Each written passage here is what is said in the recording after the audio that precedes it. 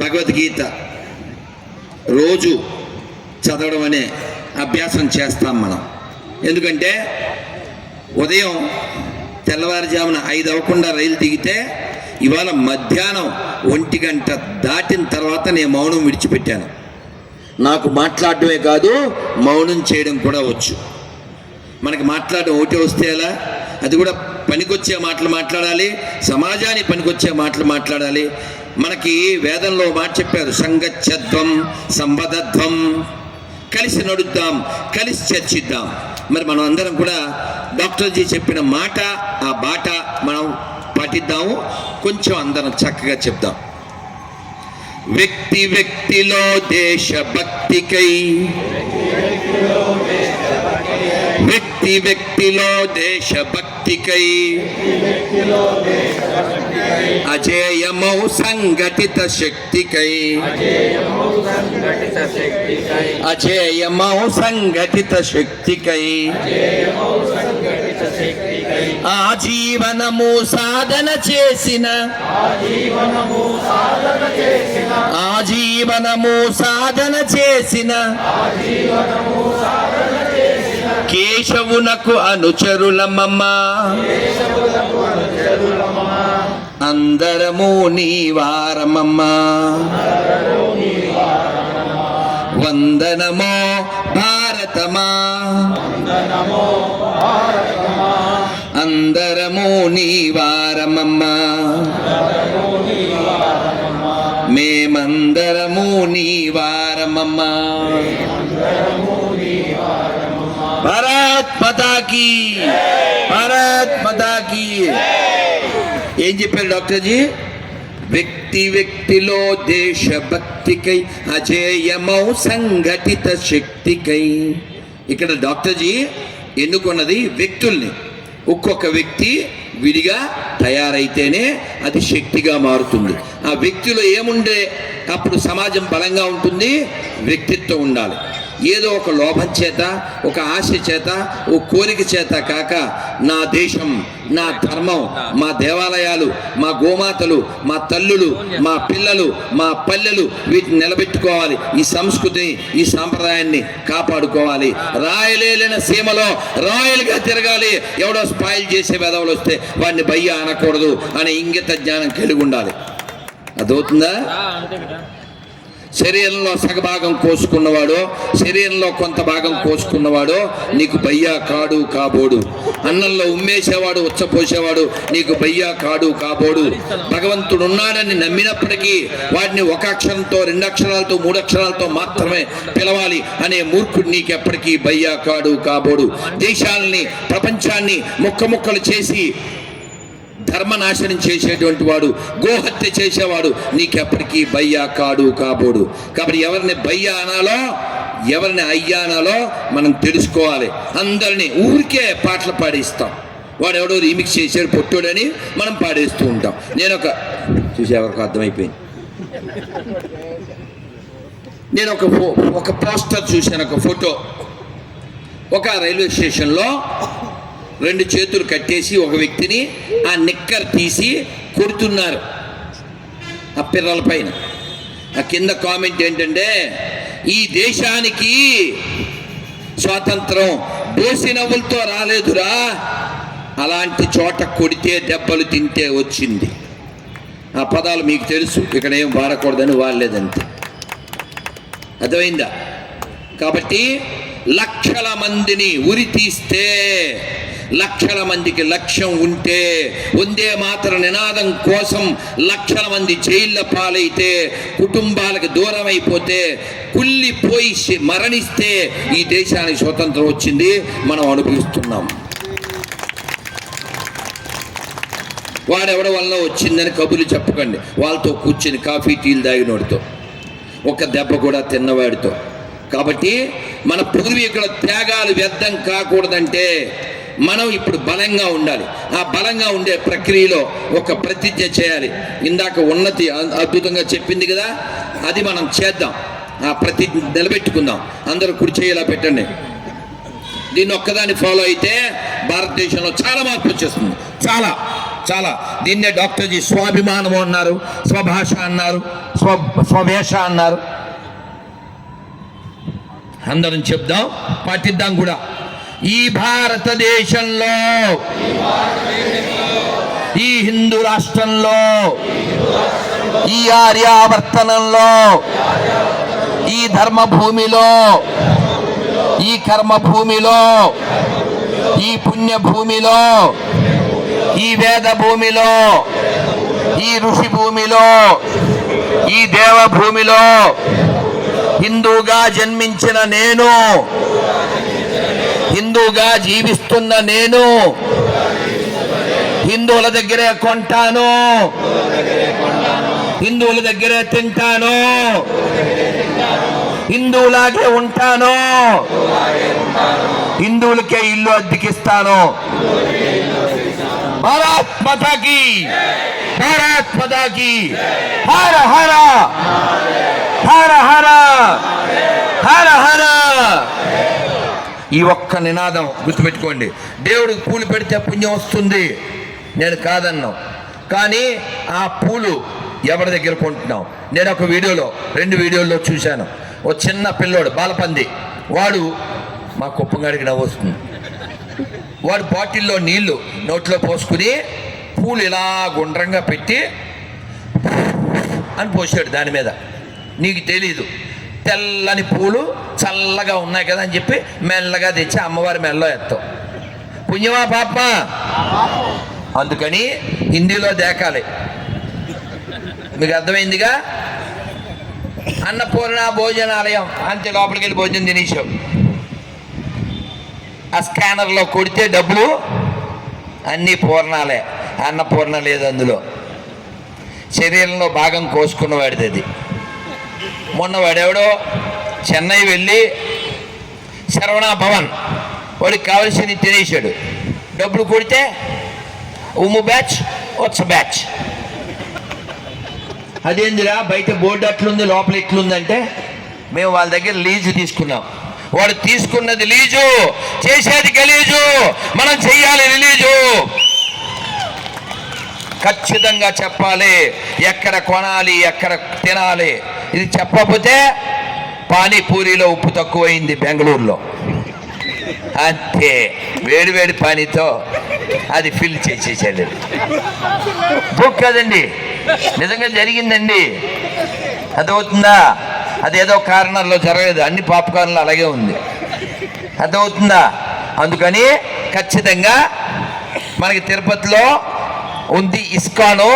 మనం అలాంటి చోట ఎక్కడ కొన్నా చేయాలి స్కాను, ఎందుకంటే అక్కడ చేస్తే స్కాము. అర్థం చేసుకోరాము.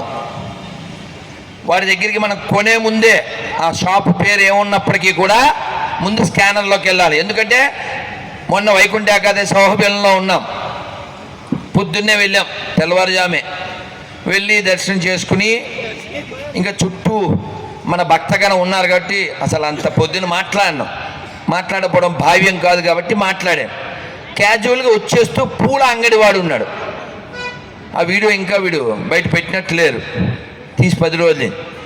నేను ఏం పేరు రా బాబు అన్న. యంగ్ బాయ్ అబ్దుల్లా, పూలు అమ్మేవాడు. అబ్దుల్లా అహోబిలం. ఏం పని? పూలు అమ్ముతున్నాడు. రైట్. వాడు కూడా నరసింహ మంత్రం చెప్పాడు. అఫ్కోర్స్ ఇక్కడ ఎవరు ముస్లిమ్స్ లేరు, ఇక్కడ ఎవరు క్రిస్టియన్స్ లేరు, అందరు మూలం ఇదే. మనం ఆల్రెడీ ఇందాక గీతలో పాడుకున్నాం, అదే మాట వాళ్ళకు కూడా వర్తిస్తుంది. అర్థమైందా? నేను మళ్ళీ 4 అడుగులు వేస్తే అక్కడ బొమ్మల షాప్ ఉంది. ఓనర్ ఎవరన్నా రాము అన్నాడు. అయినా సరే స్కానర్ ఉంది, చెక్ చేశాం. వసూల్ బై రసూల్, వీడియో కూడా తీసాం. అందుకని మనం ఖచ్చితంగా కొనేటప్పుడు తినేటప్పుడు ఎక్కడ కొంటున్నాము. ఎందుకని మన సొమ్ముతో మన కన్ను పొడుస్తారు. మనం బయ్య అనుకుంటూ పిచ్చి పిచ్చి పాటలు పాడేస్తే కుదరదు. వాళ్ళు వేలం పాటలో నీ కూతురుని అమ్మేస్తారు. బొంగులో దేశంలో ఏం జరుగుతుందో చూసుకోకపోతే బొంగుల మీద పడుకోబెట్టి కాల్చడానికి కూడా నువ్వు మిగలవు. ఏమన్నా అర్థమైందా? మొదటిది. రెండోది కూడా అర్థం కావాలి. ఊరికే బొంగులో బిర్యానీ తినేయడం కాదు. బొంగు మీన్స్ బ్యాంబూ స్టిక్, అదే తిట్టు కాదండి. ఊరికే మనం అనేస్తూ ఉంటాం బొంగు బోష, అది తిట్టు కాదండి. బొంగు అంటే బ్యాంబూ స్టిక్. చివరి యాత్ర చేసేటప్పుడు అవే కావాలి. అదేందా, నువ్వు పాదయాత్ర చేయకపోయినా, తీర్థయాత్రకు చేయకపోయినా, రథయాత్ర చేయకపోయినా ఒక యాత్ర చేస్తావు. ఏంటది? అంతిమయాత్ర. అప్పుడు వెహికల్ అదే. కాశీ వెళ్తే ఆ వెహికల్స్ అన్నీ రెడీగా ఉంటాయి బోల్డెన్. అర్థమైందా? మణికర్ణిక ఘాట్లో. సో కాబట్టి అది బొంగు. సరే, వాడి ఎవడు భోషానం. భోషానం అంటే ఒక ఇనప పెట్టె, చాలా స్ట్రాంగ్గా ఉంటుంది, బోల్డెన్ తాళాలు ఉంటాయి, ఇలా తిప్పాలి, ఇలా తీయాలి. కాబట్టి మనం ధనం దాచుకోవడానికి అది, ధనం వదిలేసి మనం మోసుకెళ్ళడానికి ఇది. దట్స్ వై ఇట్స్ కాల్డ్ బొంగు భోషానం. దాంట్లో బోల్ తత్వం ఉంది, తెలుసుకోండి, అది విషయం. అయితే మనం ఇప్పుడు బలంగా ఉండాలంటే మనకి ఫీల్ ఉండాలి. ఏంటి ఆ ఫీలు? చిన్న బిడ్డకున్న ఇంగితం. మనం వాడు తినే ముందు ఒక ఐస్ క్రీమో లేకపోతే ఇంకొక ఆహారమో పదార్థం మీద వాడి ముందే థూ అని ఊసి ఇవ్వండి. ఏ శిశువు అయినా తింటాడా? మన పశువులు తింటాయి. భయ్యా ఏక షవర్మా దేదో, ఏక బిర్యానీ దేదో అని తినేస్తూ ఉంటాం. ప్యూర్ వెజ్ కూడా నాన్ వెజ్ కదా, కర్రీలో జెర్రీ, వితౌట్ వర్రీ ఇది తినేస్తూ ఉంటాడు. ఎందువల్ల? అజ్ఞానం. మరి ఇందాక మనం తాబేలు కథలో చూసావా? తాబేలు ఎవరిని మోసుకెళ్ళింది? వీడినే మోసుకెళ్ళింది, ఈ భయ్యగాన్నే. ఈ తాబేలు ఎవరు? మన మధ్యలో ఉంటాడు వాడు. వాడు సెక్యులర్, అన్నీ ఒకటే అంటుంటాడు. ఇప్పుడు నిరూపిస్తాడా? నేను వేదిక మీద, ఇలా చాలా వేదికల మీద చెప్పాను, ఎవడైనా నిరూపిస్తే 10 లక్షలు 10 lakhs ప్రైజ్ మనీ. ఎవడైనా అన్ని మతాలు ఒకటే అని నిరూపిస్తే ఎవడైనా వస్తాడా? ఎవ్వడు రాడు, ఎందుకంటే అబద్ధం. కానీ మనతో పాటలు పాడిచ్చారు ఓ 70 ఏళ్ళ నుంచి. రఘుపతి రాఘవ రాజారాం పతీత పావన సీతారాం. 3వ లైన్ పచ్చి అబద్ధం, అవునా కదా? తెలుసా పోనీ ఆ విషయం? 3వ లైన్ తెలుసు మీకు, కానీ 3వ లైన్లో పాడింది అబద్ధం అని తెలుసా మీకు? ఇప్పుడు 3వ లైన్ ఒరిజినల్ ఏంటో తెలుసా? ఒకసారి పాడేస్తారా? ఎందుకంటే పాడైపోయాం కదా, పాడితే అన్నా బాగుపడతాం. పాడండి. రఘుపతి రాఘవ రాజారాం, రఘుపతి రాఘవ రాజారాం, పతిత పావన సీతారాం, పతిత పావన సీతారాం, గంగా తులసి సాలగ్రామ్, గంగా తులసి సాలగ్రామ్, భద్రగిరీశ మేఘశ్యామ్, భద్రగిరీశ మేఘశ్యామ్, రఘుపతి రాఘవ రాజారాం, రఘుపతి రాఘవ రాజారాం, పతిత పావన సీతారాం, పతిత పావన సీతారాం, గంగా తులసి సాలగ్రామ్, గంగా తులసి సాలగ్రామ్, భద్రగిరీశ మేఘశ్యామ్, భద్రగిరీశ మేఘశ్యామ్, రఘుపతి రాఘవ రాజారాం, రఘుపతి రాఘవ రాజారాం, పతిత పావన సీతారాం, పతిత పావన సీతారాం, గంగా తులసి సాలగ్రామ్, గంగా తులసి సాలగ్రామ్, భద్రగిరీశ మేఘశ్యామ్, భద్రగిరీశ మేఘశ్యామ్. జై శ్రీరామ్, జై శ్రీరామ్. రామ లక్ష్మణ జానకి, రామ లక్ష్మణ జానకి, రామ లక్ష్మణ జానకి. ఇలా నినాదం ఇచ్చేసి మళ్ళీ మనం మామూలు అయిపోకూడదు. అదేదో స్వామి చెప్పినట్లు అయిపోతుంది. మనలో పట్టాలి. అది పడితే పసిపిల్లలకు పట్టినట్లు పట్టాలి. ఓ చిన్న పిల్లోడు వాళ్ళ అమ్మతో పాటు, వాళ్ళు చాలా పేదవాడు, వాళ్ళ అమ్మతో పాటు వాడు తిరణాలు అంటారు కదా, తీర్థం, ఈ తిరణాలకు వెళ్ళాడు. వాడు ఏం కనమని, అమ్మ అది కొందాం, అది తిందాం అంటాడు. చిన్నపిల్లలు. వాళ్ళ అమ్మ మళ్ళీ తీసుకుందాం అంటుంది. అలా ఈ చిన్ని బాబు అన్నీ అడిగాడు. వాళ్ళ అమ్మ అన్నిటికీ నో చెప్పింది. వాడు మనస్సులో చిచ్చి అమ్మ మంచిది కాదు అని అనుకున్నాడు. వాడు ఏం కొనలేదు కదా. మొత్తానికి అది శివాలయం, పెద్ద తిరణాళ్ళు, జనం. ఆ నంది దగ్గర ఈ తల్లి ఆ పిల్లవాడిని పెట్టి శివుడికి మొక్కుకుంటుంది. ఈ మొక్కుకునే లోపల వీడు మాయమైపోయాడు. ఈ తల్లి ఏడుస్తుంది. ఈ పిల్లవాడు ఎక్కడో తప్పిపోయి వాడు ఏడుస్తున్నాడు. ఆ ఏడుస్తుంటే ఎవరో చూశారు. బాబు ఏడవకు, మీ అమ్మ ఎలా ఉంటుందో చెప్పు, మేము వెతుకుతాము అన్నారు. అమ్మ కావాలి అంటున్నాడు. ఎవరో ఒక అందమైన స్త్రీని చూపించి ఆ తల్లిని, మీ అమ్మ ఇలా ఉంటుందా అన్నారు. చీ, మా అమ్మ చాలా బాగుంటుంది అన్నాడు వాడు. మళ్ళీ అని ఏడుస్తున్నాడు. ఇంకెవరో వచ్చారు. బాబు మనం ఇప్పుడు పీచు మిఠాయి తిందాం అన్నాడు. చిచ్చి నాకేం వద్దు, అమ్మ కావాలంటున్నాడు. వాడు ఇందాక అడిగిన సామాన్లన్నీ అందరూ ఎవరో ఒకరు కొంటా అన్నారు. రంగులు రాటం అన్నారు, లేకపోతే తినే పదార్థాలు ఏవో చెప్పారు, బొమ్మలు అన్నారు. వీడన్నిటినీ నో చెప్తున్నాడు, అమ్మ కావాలంటున్నాడు. ఇంకొక బంగారు నగలు బాగా ధరించిన తల్లి, ఇలా ఉంటుందా మీ అమ్మ అన్నారు. చిచ్చి మా అమ్మ చాలా బాగుంటుంది అన్నాడు. మళ్ళీ ఏడుస్తున్నాడు. ఇదే మాట, ఏదన్నా కొంటామంటే వద్దంటాడు, ఏ తల్లిని చూపించినా కాదు అంటాడు. మళ్ళీ ఇలా ఇంకో స్త్రీని, ఇంకో తల్లిని చూపించారు. ఫైనల్గా వీడు వాళ్ళ అమ్మ అలా వెతుకుతూ కనబడింది. వీడు వెంటనే వెళ్ళి కౌలించుకున్నాడు అమ్మ అని. అందరూ ఆశ్చర్యపోయారు. వీడు ఏం చెప్పాడు మనందరికీ, మా అమ్మ చాలా బాగుంటుంది అన్నాడు. ఆవిడ చిరిగిపోయిన వస్త్రాలు కట్టుకుని ఉంది, చాలా మాసిపోయిన జుట్టుతో ఉంది, నల్లగా ఉంది, అశుభ్రంగా ఉంది. కానీ వీడు అందరికీ ఏం చెప్పాడు, మా అమ్మ చాలా బాగుంటుంది. అది మాతృభక్తి, అది మాతృభక్తి. అక్కడెక్కడో పెద్ద పెద్ద బిల్డింగ్లు ఉన్నాయని, అక్కడెక్కడో మంచి మంచి రోడ్లు ఉన్నాయని మనం పుట్టిన దేశాన్ని అవమానించేవాడు వాడు భారతీయుడు కాదు, వాడు హిందువు కాదు, వాడు అసలు మనిషి కాదు. ఈ దేశం కోసం, ఈ దేశంలో ఉన్నవారి కోసం, ఈ సంస్కృతి కోసం వేల లక్షల మంది వారి జీవితాలను బలిదానం చేశారు. ఒక అల్లూరి పెళ్లి చేసుకోవాలనుకుంటే అవదా అని పిల్లనివరా, కానీ ఆయన తుపాకీ గుండ్లకు బలైపోయాడు.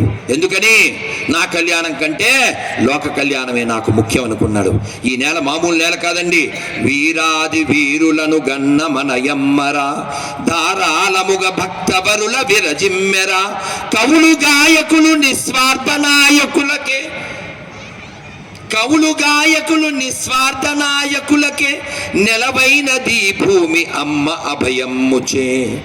రెండోయి రండి మన సంఘానికి, దండలేతము దండిగా జననికి. భారత్ మాతా కీ, భారత్ మాతా కీ. మరి మనం తిరుపతిలో ఉన్నాం, మనం అంతా వ్యక్తులం. సరే, మనందరికి భక్తి ఉందా అనుకుంటున్నాం, అంతే. భక్తి ఉంది అనుకుంటున్నాం. భక్తి డెఫినేషన్ మనకు తెలుసా? బొట్టు పెట్టుకోవడమేనా? కొండను చూస్తే మొక్కడమేనా? స్వామివారి ప్రసాదం మెక్కడమేనా? కాదు కదా. అది మాత్రమే భక్తి కాదు. హనుమాచార్యులు వారు భావించినట్లు నువ్వు భావించగలిగితే, వెంగమాంబ సేవించినట్లు నువ్వు సేవించగలిగితే, కృష్ణదేవరాయలు వారు సేవించినట్లు నువ్వు సేవించగలిగితే, వినయంతో కృష్ణదేవరాయలు వారు ఎప్పుడు ఇక్కడ ఉన్న చంద్రగిరి కోటలో ఆయన భోజనం తినాలంటే తిరుమలలో గంట కొడితేనే ఆయన తినేవారు. మరి ఆయనకి ఎలా తెలుస్తుంది? వాట్సాప్ ఎవడు పెడతాడు, వాట్స్ గోయింగ్ ఆన్ అప్, వాడికి ఆయనకి ఎలా తెలుస్తుంది? అది తెలియడం కోసమని గంటా మండపాలు కట్టి తిరుమల నుంచి చంద్రగిరి కోట వరకు ఆ మండపాల్లో అక్కడ గంట కొడితే అక్కడి నుంచి ఎంతవరకు వినపడుతుందో అక్కడ ఒక గంట, ఆ గంట కొడితే ఇంకో గంట, ఇంకో గంట, స్వామివారి నైవేద్యం గంట అయ్యింది, అప్పుడు భోజనం చేసేవారు. ఇది భక్తి. కానీ స్వామివారి సొమ్ము తింటే అది భుక్తి, వారికి దొరకదు ముక్తి.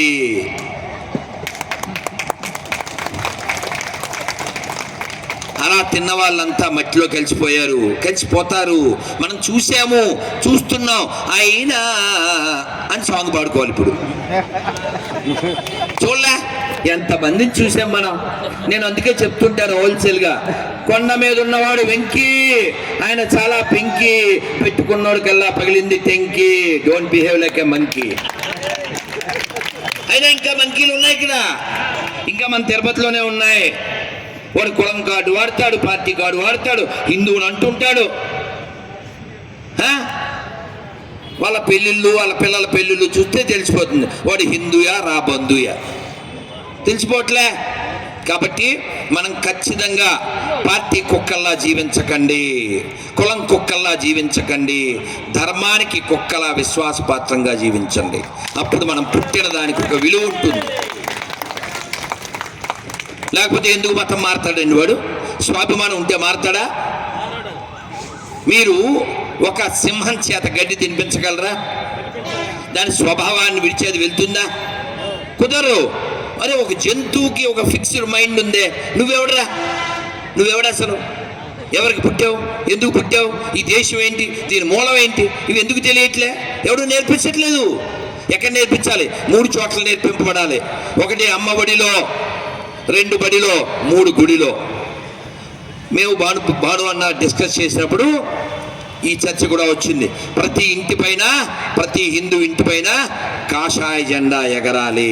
వాడు హిందూ అని వాడికి గుర్తుండాలి, లోకానికి కూడా తెలియాలి. అది మన తిరుమల తిరుపతి దేవస్థానం ద్వారా భాను ప్రకాష్ రెడ్డి గారు చేస్తానని చెప్పారు. బహుశా త్వరలోనే దాని అడుగులు పడతాయి. మన అడుగులు పడటమే కాదు, మన ధర్మాన్ని నాశనం చేసే వారి పట్ల పిడుగులు కూడా పడాలి. అలా పడాలంటే మనం బలంగా ఉండాలి. ఆ బలాలు 6 కలిగి ఉండాలి. ఒక్కసారి అందరూ కుడి చేయి పిడికిలు బిగించండి. ఈ 6 బలాలు మనం పొందాలని మనం భరతమాత సాక్షిగా మనం ప్రతిజ్ఞ చేద్దాం. శారీరక, మానసిక, ఆర్థిక, ఆధ్యాత్మిక, సామాజిక, రాజకీయ ఈ 6 బలములు సదా సర్వదా పొందుటకై ఒక హిందువుగా నేను ప్రయత్నించదను. భారత్ మాతాకి. ఈ ప్రయత్నం చేయకపోతే భవిష్యత్తు చాలా భయానకంగా ఉంటుంది. మనం బాగానే ఉన్నాం కదా అనుకుంటున్నారేమో. మీకు ఒక అర్థమయ్యే ఉదాహరణ ఇస్తాను. మీరు సినిమాలు చూస్తారు కాబట్టి, ఒక హీరో వెళ్ళి అపార్ట్మెంట్లో చనిపోయిన తన భార్య శరీరాన్ని అలా ముట్టుకుంటాడు. అపార్ట్మెంట్ తగలబడిపోయింది, బాడీ ఉన్నట్టుగా ఉంటుంది. ఆయన అలా ముట్టుకోగానే అది అలా కూలిపోతుంది, బూడిద కుప్పలాగా. మనం కానీ బాగున్నాం అనుకుంటూ ఎక్కడ పడితే అక్కడ తింటూ, ఎవరితో పడితే వాడితో స్నేహం చేస్తూ, మన పిల్లలు ఎవరితో స్నేహం చేస్తున్నారో చూసుకోకపోతే ఆ బూడిద కుప్పలాగే మనం కూడా కూలిపోతాం, మనం కూడా కాలిపోతాం. అందుకని ఖచ్చితంగా ఓ హిందూ, నువ్వు మేలుకో, చుట్టూ ఏం జరుగుతుందో చూసుకో. మీ పిల్లలను కూర్చోబెట్టు. మీ పిల్లలను కూర్చోబెట్టకపోతే రేపొద్దున ఎక్కడెక్కడో ఆ పిల్లలు అమ్మివేయబడతారు, ఎక్కడెక్కడో వాళ్ళు నశించిపోతారు. పక్కనే జరిగింది చూసాం. వాళ్ళు ఒక్క వ్యక్తిని నిలువునా తగలబెట్టడం కాదండి, కేవలం 2 వారాల్లో 18 మందిని కాల్చేశారు. అందులో తల్లులు ఉన్నారు, 7 ఏళ్ల పిల్లలు ఉన్నారు. అది నరరూప రాక్షసులు వాళ్ళు. ఆ జాతి నుంచి ఈ దేశాన్ని మాత్రమే కాదు, ప్రపంచాన్ని రక్షించవలసిన బాధ్యత మీపై, నాపై ఉంది. ఎందుకుందో తెలుసా? కోవిడ్లో, ఈ కరోనాలో వ్యాక్సిన్ వేసుకున్న వాళ్ళు ఆ బాక్సు అట్టపైన ఒకటి రాసి ఉంది, ఆపరేషన్ నిరామయ. తెలుసా మీకు? అఫ్కోర్స్ నేను వేసుకోపోవచ్చు, కానీ విషయం అది. నిరామయ ఎక్కడి నుంచి వచ్చింది ఆ పదం? సర్వే సంతు నిరామయ, సర్వే సంతు సుఖినః, సర్వే సంతు భద్రాని, మా కశ్చిత్ దుఃఖభాగ్ భవేత్. అర్థం తెలుసా? అందరూ సుఖంగా ఉండాలి, ఎవరికి దుఃఖం ఉండకూడదు, ఎవరికి టెన్షన్ ఉండకూడదు, అందరూ ఆరోగ్యంగా ఉండాలి. ఇది మన యొక్క నినాదం, ఇది మన విధానం. అందుకే మన ఒక్కలమే భూమి మీద చెప్పగలం. మన జాతి, మన దేశం మాత్రమే చెబుతుంది సర్వే జన, సర్వే జన, సర్వే జన. కాబట్టి లోకం అంతా బాగుండాలి అంటే భారత్ బాగుండాలి, భారత్ బాగుండాలంటే హిందువులు బాగుండాలి, హిందువులు బాగుండాలంటే దేవాలయాలు బాగుండాలి, దేవాలయాలు బాగుండాలంటే మనం దేవాలయానికి వెళ్ళాలి. కేవలం మోక్షము, ముక్తి అనేటువంటి కేవల వ్యక్తిగత స్వార్థంతో మాత్రమే కాక ఆ దేవాలయ కేంద్రంగా ధర్మానికి మనం ఏమన్నా చేయగలమా? ఓ గుడి ఉంది మీ ఇంటికి దగ్గరలో, వారానికి ఒక్కరోజు నేను వెళ్ళగలను అన్న చేతను చూస్తాను. వీక్లీ వన్స్ వెళ్తే మనం వీక్ అవ్వం, రాక్ అవుతాం, లేకపోతే బ్రేక్ అవుతాం. గుర్తుపెట్టుకోండి, వారానికి ఒక్కసారి. మీరు ఒక్కరు వెళ్తారా? కాదు. కుటుంబంతో వెళ్ళండి. సాయంత్రం 5:30కో 6కో 7కో ఆ గుడి కట్టే లోపల ఒక గంట ముందు వెళ్ళండి. వెళ్ళి ఒక బుక్, మా ఇంట్లో రామాయణమో భగవద్గీత భాగవతం ఏదో ఒక బుక్ ఉందండి మన ధర్మానికి సంబంధించింది అన్నవాళ్ళు చేతండి, ఉంది కదా. ఒక్క బుక్కు వారానికి ఒక్క లుక్కు వస్తుంది దేశానికి కిక్కు. మనం ఏం చదువుతున్నాం? భగవద్గీతలో 18 అధ్యాయాలు ఉన్నాయని కూడా తెలియనటువంటి స్థితిలో ఉన్నాం. మీరు చెబితే నవ్వుతారు. చాలా ఏళ్ల క్రితం తమిళనాడులో సిటీ బస్సులో వెళ్తూ శ్రీరంగంలో చెన్నైలోనో నా పక్కన ఉన్న అబ్బాయిని అడిగాను,